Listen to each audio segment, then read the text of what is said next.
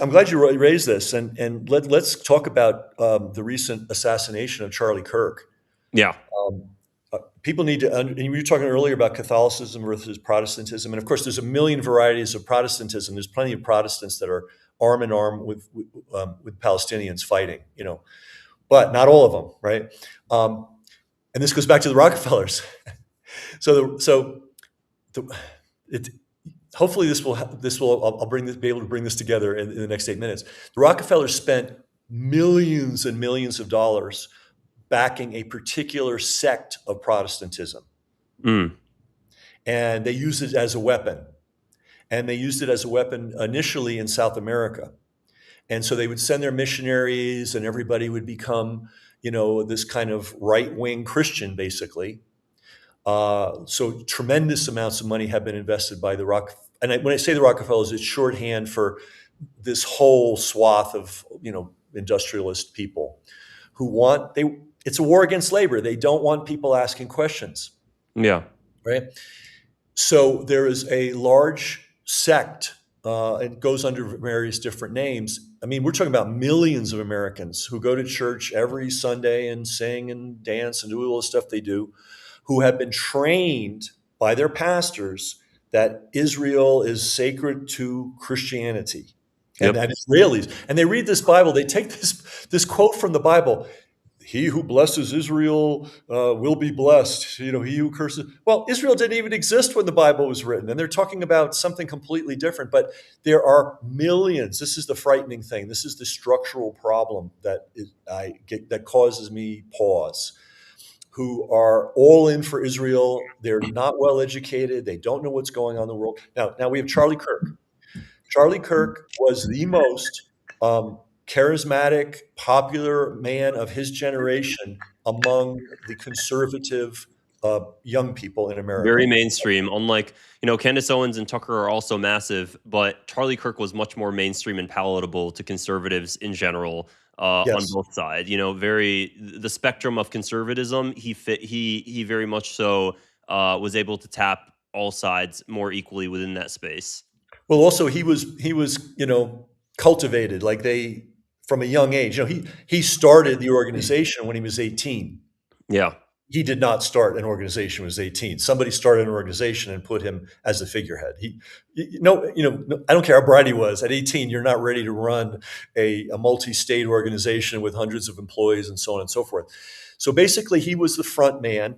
They had 600 employees at the time. I believe he was shot. Big enterprise.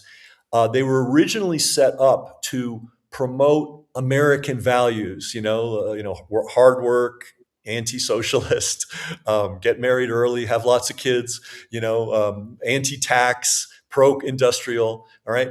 Well, what's happened in the recent years, and this is why he was killed, and I'm 100% on this one. I'm 100% sure they started surrounding him with people. Now, remember, you're a young guy. You're in your third. He was 32 when he was killed. So all this time that he was ramping up, he's running from city to city, giving speeches, becoming popular. He has no idea who's paying the light bill or who's paying the rent on the offices, or who's he's the front. He's like the guitar player for the rock and roll band. All he knows is he gets out there and he plays his guitar. He had no idea what was going on. So they and I'm talking about the Zionists here, were systematically surrounding him with executives. Yeah, absolutely. Okay, including his wife. I'm going to say that right now. I've seen enough evidence that woman is a complete fraud. That Yeah. she is in the Zionist. I'm saying it. You don't have to agree with me. No, I'm no, she saying. very much so is a Zionist. I'll definitely agree with that. And she very seems like I'm surprised because people see Charles at the time. Charlie Kirk was doing so many public appearances. He was very, front facing. And then all of a sudden, his wife came in the picture, and I was like, wow, it seemed like she craves more attention than he ever did. Well, Which and here's the thing: Kirk was raised as as a Protestant. He was becoming, as many some people do, they become interested in becoming Catholics. He was becoming interested in becoming a Catholic. The second thing is he was very concerned about what was going on in Gaza. yeah, And he was outspoken about it. There was a case where he invited Tucker Carlson to come to their big, huge event, and he knew what Tucker had in thought. He knew what Tucker thought about go Gaza, Max. and he said, "Go hard." Right before he went on, don't hold back, go hard. And you have to you have to believe they were surveilling, not only just watching his public statements, they were, in fact, 4 days after he was shot, I said to somebody, Sabby Sabs, it's a program, a YouTube program. I said they probably knew what he was saying to his wife in bed. Well, What I was, mean, I just made a video on this yesterday. You don't even need to, Israeli spyware. They just send you a text message. You don't even need to open it. Once it delivers, they immediately hack into your phone. They have graphite and everything else. So, 100%, his phone was being tapped into the entire time. I mean, even journalists like myself, Guy Christensen, he's a Palestine activist. He's a friend of mine. His phone was tainted by graphite. The Israelis were, monitoring him. He's a much smaller, much smaller than Charlie Kirk. So we just have to assume that Charlie Kirk was being monitored the entire time. well, and that's what I thought initially. And then as I'm watching this unfold and the evidence is coming out, and Candace Owens is letting a lot of it out, but there's a guy named George Webb, Webb. I recommend everybody look into what he's saying. But they did more than surveil him. They literally surrounded him with executives who are pro-Zionist, Christian. They're Christian. They present themselves as Christians, but they're Zionists. Mm. And I think it's very clear, and I believe this right after he was shot, but I believe it 100 times more now. They cannot afford to lose the Christian Zionists in America because that is their real foundation. That is their real foundation. So they killed Kirk. I'm absolutely clear on that.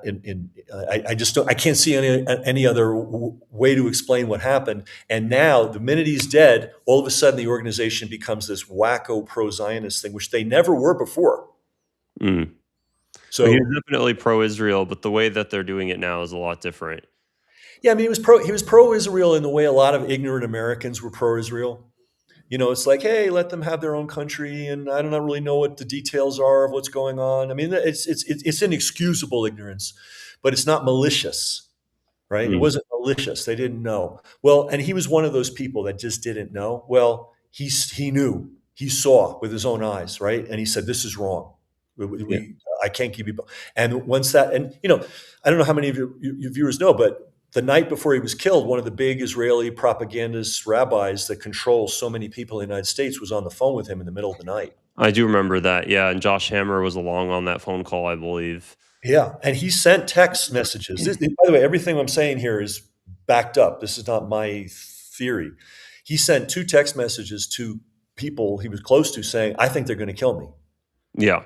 And then, so now he's dead, and now his wife is suddenly the grieving widow is suddenly the head of the organization, and now she's having meetings with Bibi Netanyahu, Yeah. It's and acting like the organization is, we're Israel's best friend. It's just so it seems pretty clear what happened, and in the same way that the structure is so similar. Young man, charismatic, very high profile, not against Israel, but not willing to tolerate misbehavior on the part of Israel, gets shot. You know, and the next similarity is the FBI can't seem to understand or do anything. They managed to find some random patsy guy who's still in jail. That poor kid. He obviously didn't pull the trigger. There's no way he did. So history is repeating itself so closely. Now, Kirk wasn't president of the United States, but you know what? Had he lived, he might have been vice president. He could have been president someday. I mean, he was really on a very strong trajectory within that conservative Christian community, which is a very large part of the United States. I mean, I don't have much personal interaction with it, but when I actually step back and look at how my country's structured, that conservative Christianity thing is big, and they're powerful. A lot of industrialists, a lot of very wealthy people who are Christian gravitate to that flavor of Christianity. So they have a lot of power. So if you want to become a politician in the United States, look at Trump. Like he's the most irreligious man that ever lived, and yet he's always posing with these guys, praying with them. I mean, it's such ludicrous nonsense. But yeah, I think so. If we have to reach the Christian conservatives, and it's hard. I have a close friend who shocked me to death when he was going on and on about how we have to get behind Israel and Hamas. Well, no, I mean, absolutely. This is the reason I tell my audience this, and people sometimes when they watch my channel, they're a bit confused because I mean, I'm Palestinian. But they notice that a lot of my content sometimes I try to be pretty. I don't want to say politically. I'm very not politically neutral, clearly. But I definitely I have a lot. I do have a large conservative base, and I mean I see them in my comments, and I don't really try to take a too leftist or too right wing stance. I always tell my audience, I think both sides against Zionism is my main focus. That's key. Yeah. And I think that Americans, especially, or not just pro-Palestine, truly putting America first, Amer putting America. that's what's so frustrating about this. This is an America first issue. And by the way, Kirk was feeling that. Tucker Carlson feels that. Candace Owens feels that. There's plenty of conservatives that are feeling that. And yeah, it is an American first issue. Yeah, and it's really the conservative right, the mainstream conservative right that will shift things because on the left there already is that momentum. It's the conservative right that's really the last stronghold to do this. So do you think that the efforts, and now we've kind of shifted to Charlie Kirk, but that's fine. I think it's worth talking about. Do you think that their efforts are going to be successful? I also noticed that some people are starting to wake up to the propaganda. So, what are your thoughts? Well, I think people are. But the question is, there's so many things that I mean, I'm too old to be overly optimistic. You Yeah, know, I'm hoping I mean, it should go this way for the sake of humanity. You yeah. know,